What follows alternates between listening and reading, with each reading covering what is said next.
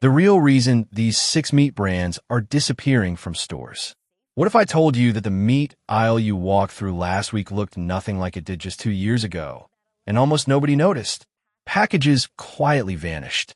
Familiar logos got smaller shelf space, or no shelf space at all. And the brands that disappeared weren't random.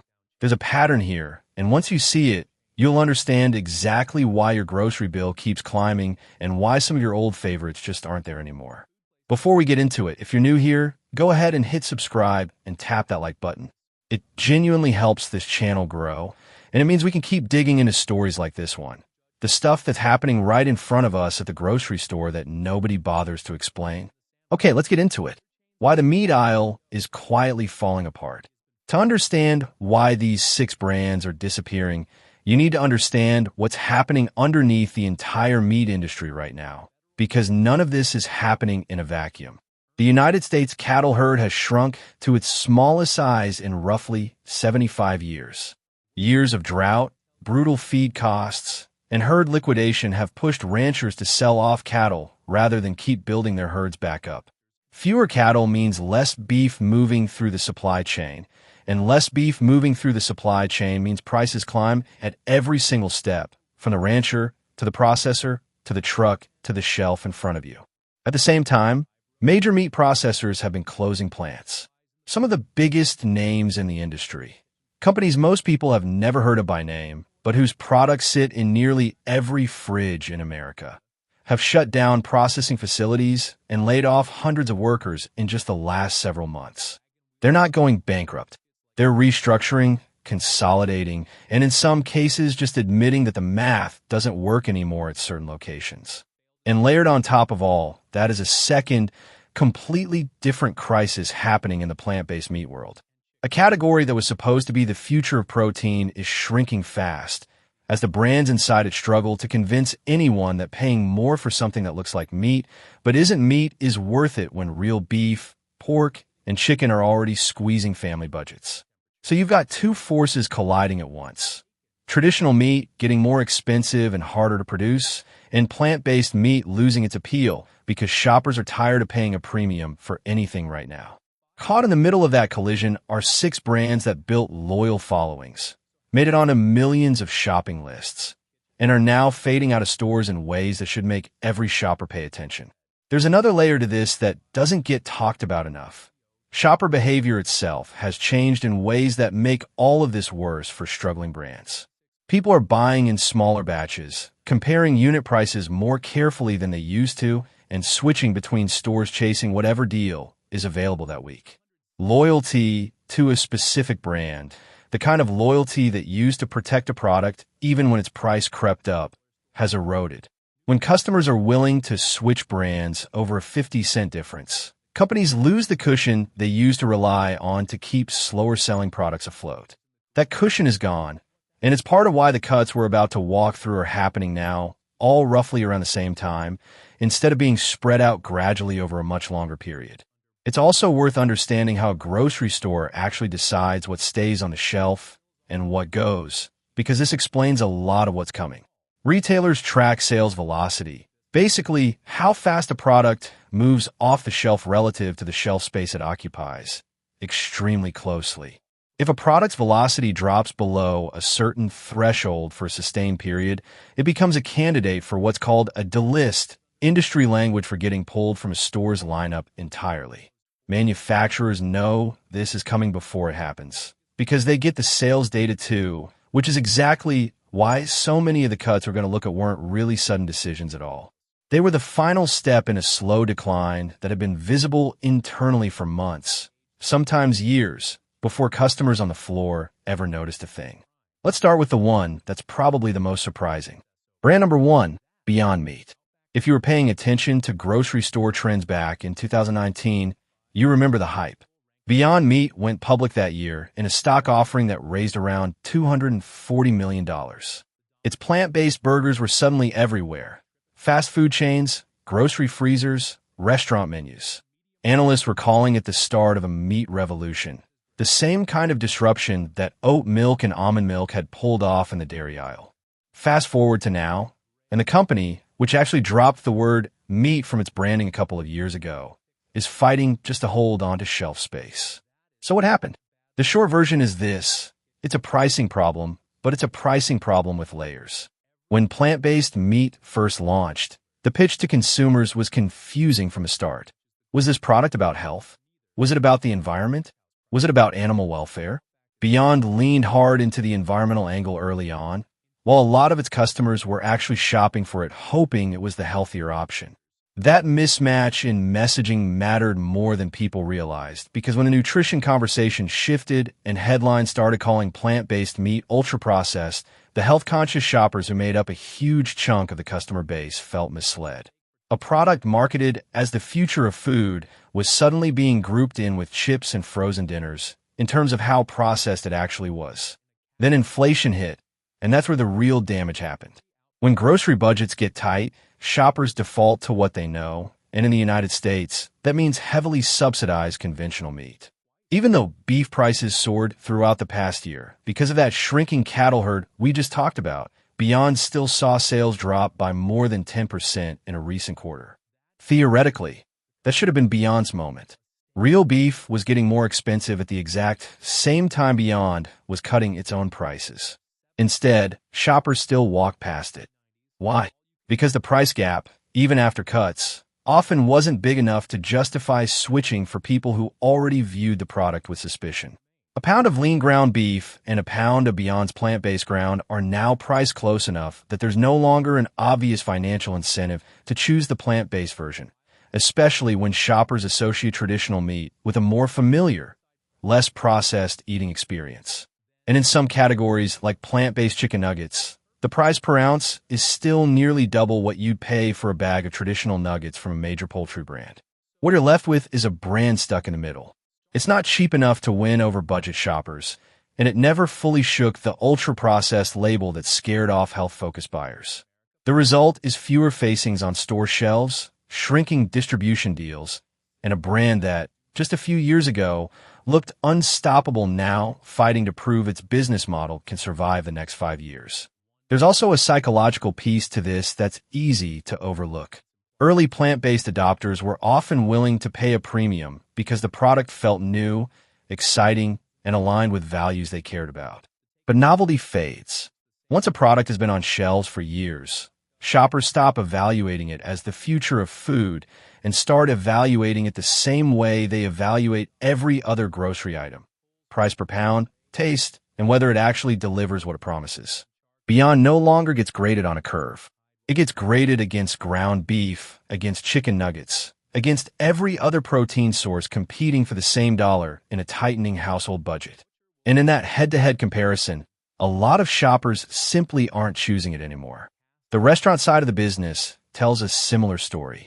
Fast food partnerships that once felt like major wins, appearing on menus at chains people visit every week, have quietly faded in a lot of markets as those same chains rotate their menus toward whatever's currently driving traffic and profit. When a product loses restaurant placement, it loses a huge amount of free exposure and trial opportunity. The kind of casual, let me just try this since it's on the menu anyway moment that used to convert curious diners into grocery store customers. Without that pipeline running at full strength, the brand has to fight harder and spend more to win new customers directly at exactly the moment its margins are under the most pressure.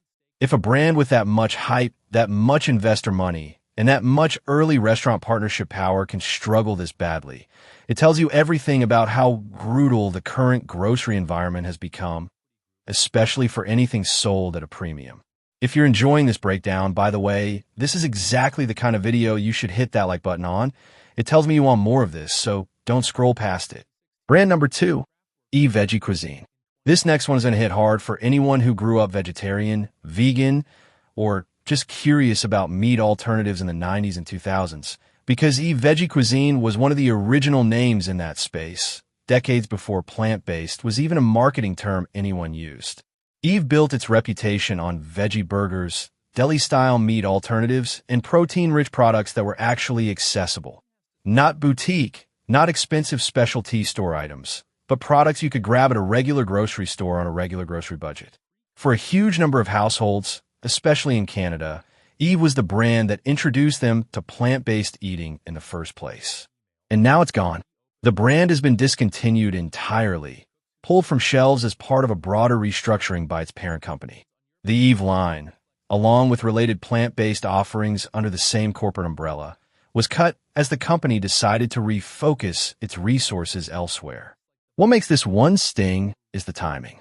Eve wasn't killed off during the early hype phase of plant-based eating. It survived that. It got killed off after the hype died down, when the market matured and a flood of competitors entered the space, each one fighting for the same limited shelf space and the same shrinking pool of plant-based shoppers. Eve had been a pioneer, but pioneers don't always survive once the market they created gets crowded by competitors with bigger marketing budgets and newer branding. There's also a deeper lesson buried in this story. Being first to a market doesn't guarantee you stay relevant. Once bigger players with more cash got serious about plant-based meat alternatives, brands like Eve found themselves squeezed between cheaper private label competitors on one side and flashier, venture-backed startups on the other. Add in a consumer base that's become more price-sensitive than ever, and even a beloved legacy brand becomes an easy line item to cut when a company is trimming its product portfolio.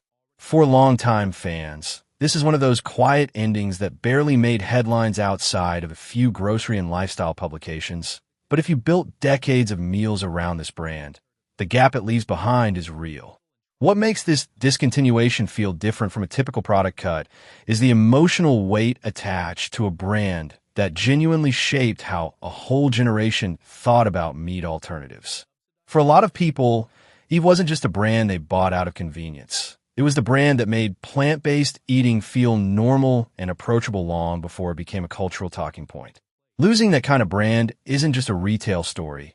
It's a small cultural shift, the closing of a chapter that started decades before plant-based became a section heading in every grocery store flyer. It's also a cautionary tale for any brand sitting comfortably in a category right now. Pioneers get remembered fondly. But fond memories don't pay the bills when a corporate parent is deciding which product lines justify continued investment in manufacturing capacity, marketing budgets, and shelf negotiations with retailers. Once a brand's growth flattens or declines, even a brand with decades of brand equity behind it becomes vulnerable the moment a company-wide cost review comes around. Brand number 3, Guardian. Sticking with the plant-based world for a moment, because this next disappearance is closely connected to everything we just talked about. Guardian became one of the most recognizable names in frozen plant-based protein, chicken-style strips, meatless meatballs, plant-based turkey-style cutlets around the holidays. If you've ever stood in a freezer aisle looking for a meatless option that wasn't a sad-looking veggie patty, there's a good chance you've grabbed something with the Guardian logo on it. Guardian hasn't been discontinued outright the way Eve has, but its distribution has been quietly shrinking, especially outside the United States. Certain products have become harder to find on store shelves, with limited availability replacing what used to be wide, dependable distribution. For shoppers who built weekly meal plans around specific Guardian products, that kind of quiet rollback is almost more frustrating than an outright discontinuation, because there's no clear announcement, no goodbye, just an empty space on the shelf where your usual product used to be, and a store employee who has no idea when or if it's coming back. This pullback fits the larger trend happening across the plant-based protein category as a whole. After years of explosive growth driven by hype, media coverage, and venture capital pouring into the future of food, the category has cooled significantly. Sales growth that companies projected to continue indefinitely has slowed or reversed in a lot of markets. Retailers, who only have so much shelf space to work with, respond to slower sales by trimming SKUs, industry shorthand for individual products, and giving that freed-up space to whatever is actually moving, which right now tends to be conventional meat, snack foods, or private label alternatives that undercut name-brand pricing. Guardian's situation is a great example of something a lot of people miss when they think about brands disappearing. It's rarely one dramatic decision. It's death by 1,000 small cuts, fewer flavors here, reduced distribution there, a regional pullback nobody announces publicly, until one day you realize the brand barely resembles what it used to be in terms of shelf presence. even though technically it still exists. There's a specific reason frozen plant-based products in particular get hit hard during cost-cutting cycles too. Frozen goods require more expensive storage and transportation than shelf-stable products, and freezer space inside any given grocery store is extremely limited and fiercely contested. Ice cream, frozen pizza, frozen vegetables, and frozen meat all compete for the same limited number of freezer doors. When a frozen plant-based product sales velocity slows down even slightly, it becomes an easy target for replacement because the opportunity cost of keeping a slow-moving item in that valuable freezer real estate is higher than it would be for a shelf-stable product sitting in a less competitive aisle. This is also a useful moment to mention that brands in this position rarely go down without trying something first. Companies in Guardian's position typically attempt reformulations, new flavor launches, or repackaging before quietly pulling back distribution, hoping a refresh might reignite interest. When those efforts don't move the needle fast enough, distribution cuts become the fallback plan, and that's exactly the phase a lot of plant-based brands, Guardian included, appear to be in right now. Brand number 4, Schneiders. Now let's shift gears into traditional meat, because this next brand isn't plant-based at all. It's one of the most recognized processed meat names in Canada, known for cold cuts, sausages, and bacon that have been a staple in households for generations. Schneiders has been a household name for decades, and it's still technically operating.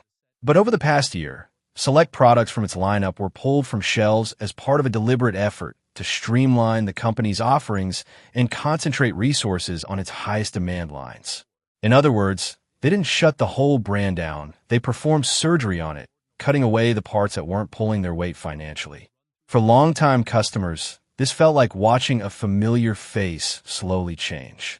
The reduction in availability was noticeable enough that some shoppers started stocking up on remaining inventory of their favorite specific items the moment they noticed the shelves thinning out, worried that if they didn't grab it now, it might be gone for good the next time they shopped.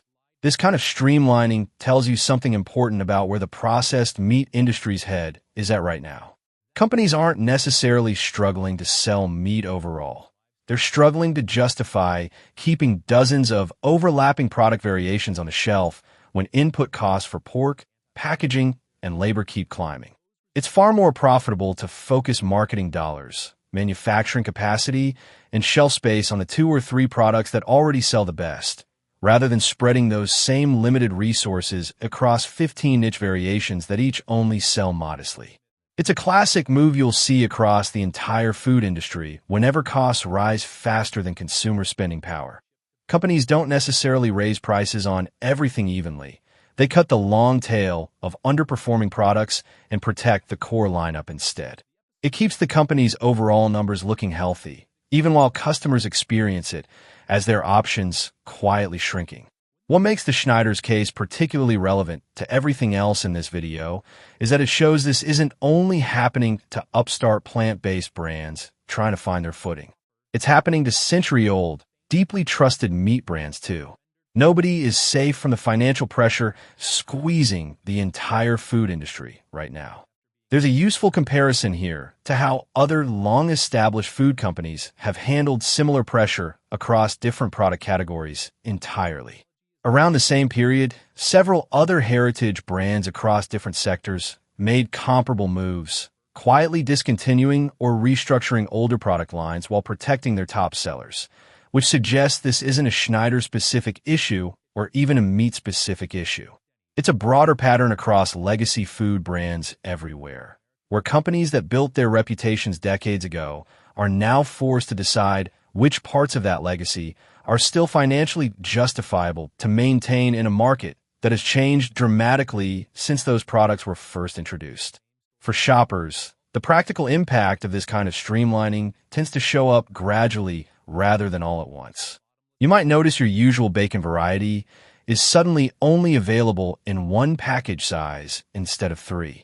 A flavor of sausage you liked might quietly stop appearing in the cooler.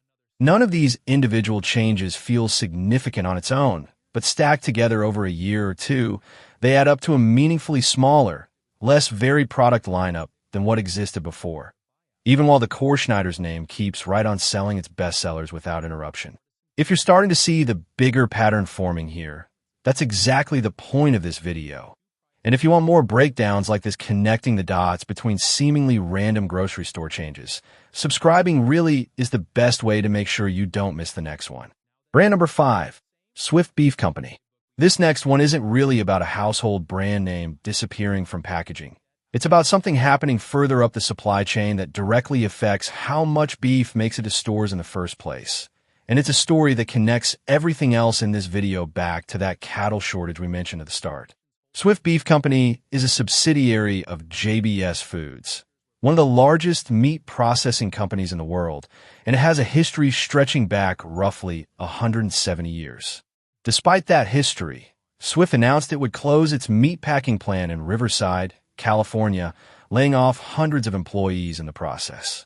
The company issued formal notices to California's Employment Department, with an expected closure date in early 2026.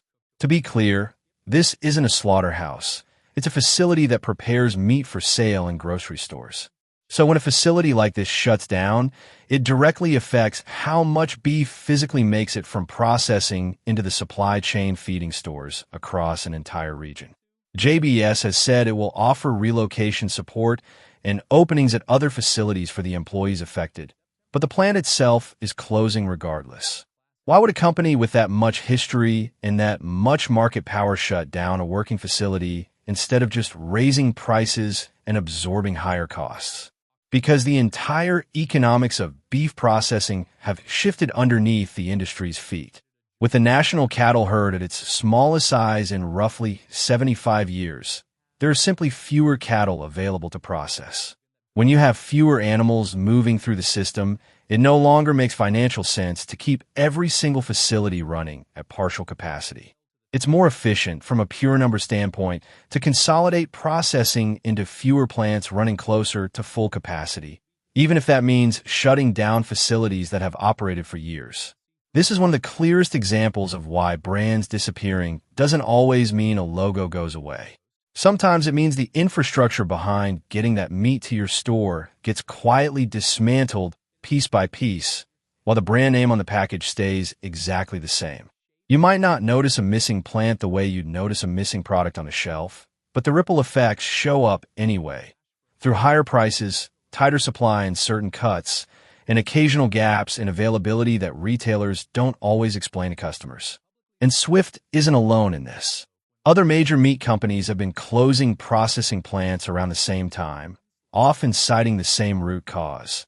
There just isn't enough cattle moving through the system to justify keeping every facility open. When the biggest players in an industry start making coordinated moves like this, it's a strong signal that the underlying economics have fundamentally changed, not just for one company, but for the entire sector. There's also a regional dimension to this that's worth pointing out, because plant closures don't affect every part of the country equally. When a major facility like the one in Riverside shuts its doors, the impact isn't just felt by the employees who worked there. It ripples through local trucking routes, regional distribution contracts, and the specific grocery chains that relied on that facility as their primary or backup supplier. Stores in that region may suddenly find themselves sourcing beef from a facility located much farther away, which adds transportation costs and time, both of which eventually show up as either higher prices or less consistent availability on the shelf. A closure in one city can quietly affect meat prices and selection hundreds of miles away, in towns that have no idea the plant ever existed in the first place. It's also worth noting how unusual it is for a company with this much history to make a move like this. A facility that's been part of the supply chain for the better part of 2 centuries doesn't get shut down over a minor, temporary dip in business. Decisions like this only get made when leadership concludes that the underlying conditions creating the problem aren't going away anytime soon, which lines up exactly with what agricultural economists have been saying about how long it will take to rebuild the national cattle herd back to historically normal levels. Brand number 6, Tyson Foods' sprawling portfolio. For the final brand on this list, we need to talk about one of the biggest names in American meat production, A company whose products are sitting in your fridge right now, even if you've never noticed the corporate name behind them. Tyson Foods owns an enormous portfolio of household meat brands. Tyson itself, Jimmy Dean, Hillshire Farms, Ball Park, Wright State Fair Adels, and more. If you've bought breakfast sausage, hot dogs, or deli meat in the last decade, there's a very good chance you've bought a Tyson-owned product without even realizing it. Like other major meat processors, Tyson has been closing processing plants as part of a broader restructuring effort tied directly to the same cattle shortage driving up costs across the entire industry. The company has offered affected employees the chance to relocate to other facilities rather than simply losing their jobs outright, which tells you this is being handled as a calculated business decision rather than a company in crisis. But make no mistake, plant closures at this scale, from a company this large, ripple outward into product availability, regional pricing, and which specific items show up consistently on store shelves versus which ones become harder to find. What's particularly interesting about Tyson's situation is how it illustrates the difference between a brand disappearing and a brand consolidating. Tyson isn't going anywhere as a company. Its brands aren't being discontinued the way Eve was. But when you own this many overlapping product lines across this many sub-brands, and your raw material costs are climbing because there simply aren't enough cattle to go around, something has to give. That usually means certain regional products, less popular package sizes, or underperforming items within each brand's lineup quietly get phased out, even while the core brand name survives. This is exactly why some shoppers swear their favorite specific cut, flavor, or package size of a Tyson-owned brand just isn't the same anymore or isn't available at their store anymore, even though the brand itself is technically still very much alive. Corporate consolidation rarely announces itself loudly. It shows up as a gradually shrinking selection, a recipe reformulation nobody explains, or a product that simply stops restocking at your local store with no public statement ever made about it. When a company this dominant in the meat industry is forced to restructure its operations because of a historic cattle shortage, it confirms just how serious the underlying supply problem really is. This isn't a struggling startup cutting corners. This is one of the largest meat producers in the country, making hard operational choices because the math behind raising, processing, and distributing meat has fundamentally changed. It's worth pausing on just how much reach a single company can have once you actually map out its portfolio. Most shoppers think of Jimmy Dean, Hillshire Farms, Ball Park, and Tyson-branded chicken as separate, unrelated companies, simply because the branding and marketing for each one is built to feel independent and distinct. In reality, decisions made at the corporate level ripple across all of those brands simultaneously, even when the public-facing story for each one looks completely different. A plant closure justified by cattle supply issues might primarily affect beef products, but the cost savings and operational adjustments that follow often get applied company-wide, touching pork and poultry lines too, even though those supply chains face different pressures entirely. This is part of why it can feel so confusing trying to track exactly which products are affected and why. A shopper might notice their favorite hot dogs got slightly smaller, while a neighbor notices their usual breakfast sausage variety disappeared, while someone else notices nothing at all. All three experiences can be accurate at the same time, because a company this size doesn't make one uniform change across its entire portfolio. It makes dozens of smaller adjustments simultaneously, each one tailored to a specific brand, region, or product line based on what the sales data is telling them at that moment. Connecting the dots, what this actually tells us. So now that we've gone through all 6 of these brands, let's zoom out, because the real story here isn't any single brand. It's the pattern connecting all of them. On one side of the meat aisle, you've got traditional meat brands dealing with a historic cattle shortage. The smallest national herd in roughly 75 years means less beef physically available to process, which drives up costs at every single step of the supply chain.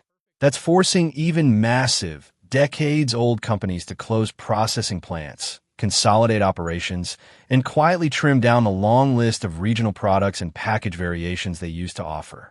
None of these companies are collapsing. They're adapting, the same way any business adapts when a core input becomes scarcer and more expensive. But adaptation from the shopper side of the counter looks exactly like disappearance. Your favorite cut isn't there. Your usual brand product is suddenly a different size, or it's just gone from the shelf where it always sat.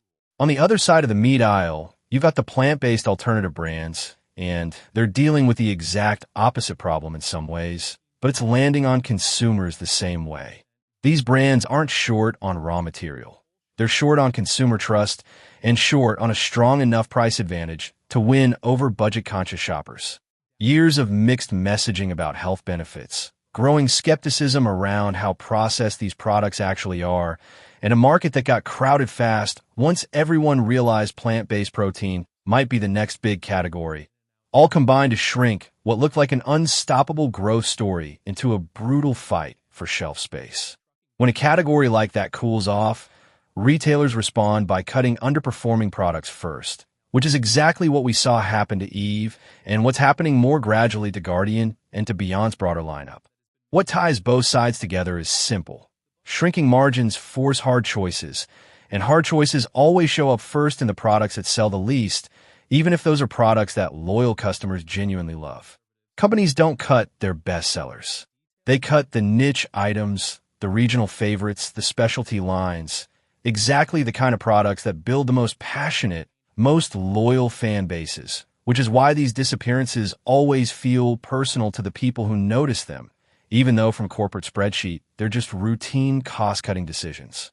There's also a broader economic backdrop worth mentioning here, because none of this is happening in isolation from everything else going on in the grocery industry. Food and labor costs have both climbed dramatically since 2020. Restaurant menu prices are up significantly from where they were just a few years ago, and that same inflationary pressure runs straight through grocery store supply chains too. When a company's basic input costs go up that much, something downstream has to absorb the hit. Either the consumer pays more, the company eats lower margins, or certain products simply stop being worth making at all. Across the meat aisle right now, we're seeing all three of those things happening simultaneously depending on the specific brand and the specific product. And here's the part that should genuinely change how you shop going forward. This isn't temporary. The cattle herd doesn't rebuild overnight. Ranchers who liquidated their herds during years of drought and high feed costs don't simply flip a switch and repopulate. Industry estimates suggest the rebuilding process for a herd this depleted takes years, not months, which means the pricing pressure driving plant closures and product consolidation isn't going away anytime soon. At the same time, the plant-based meat category isn't likely to suddenly regain the explosive growth and consumer trust it had during its early hype years either, not without a serious shift in either pricing, messaging, or both. It's worth thinking about this through the lens of basic supply and demand for a second, because that's really all this comes down to underneath all the corporate language and restructuring announcements. On the traditional meat side, supply is constrained and demand hasn't gone anywhere, which is a textbook recipe for sustained higher prices. Ranchers respond to high cattle prices by wanting to expand their herds, but expanding a cattle herd takes years of breeding cycles, not a single growing season. So even strong financial incentives to rebuild can't fix the supply problem quickly. That mismatch between how fast prices can rise and how slowly supply can respond is exactly why economists who study agricultural markets tend to describe situations like this as multi-year cycles rather than short-term disruptions. On the plant-based side, the dynamic is almost the reverse. Supply isn't really the constraint at all. These companies can scale up manufacturing relatively quickly compared to raising cattle.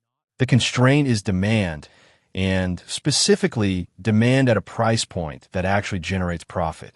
That's a much harder problem to solve because you can't just wait it out the way you might wait out a supply shortage.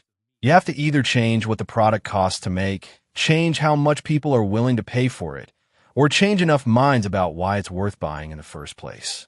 All three of those are slow, expensive, uncertain processes, which is exactly why so many plant-based brands are struggling at the same time, even though none of them are short on the actual raw materials or manufacturing capacity needed to make their products.